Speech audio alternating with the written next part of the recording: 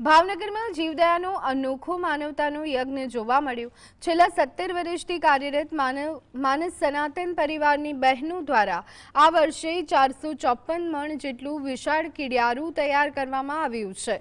300 મણ ઘઉં, 150 મણ ગોળ અને 300 કિલો ઘીના મિશ્રણથી બનેલો આ પ્રસાદ માળનાથના ડુંગરા સહિત 150 જેટલા ગામોમાં વિતરણ કરવામાં આવશે। માત્ર 10 મણથી શરૂ થયેલી આ સેવા આજે વટવૃક્ષ બની અબોલ જીવો માટે આશીર્વાદરૂપ સાબિત થઈ રહી છે।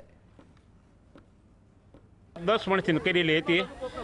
આ વર્ષે આપણે પહોંચ્યા છીએ 465 મણ। એમાં 300 મણ ઘઉં છે, 150 મણ ગોળ છે અને 300 કિલો ઘી છે। 1 મણ ઘઉં હોય એટલે 10 કિલો ગોળ અને 1 કિલો ઘી। અને આ ફેર માળનાથના ડુંગરામાં 100 મણ પૂરવાનું છે। બાકીનું જે 300 મણ છે એ 150 ગામ લેવાના છે। 150 ગામમાં 2 મણ આપણે દેવાનું છે ફ્રી ઓફમાં। અને 55 મણ જે પાછળ બીજું ને 65 મણ એ ગણ્યાભાઈ સમાડી છે, એ પોતે બનાવે છે અને માળ આપણે સમાડી ડુંગરમાં લઈ જાય છે। ની સેવા છે।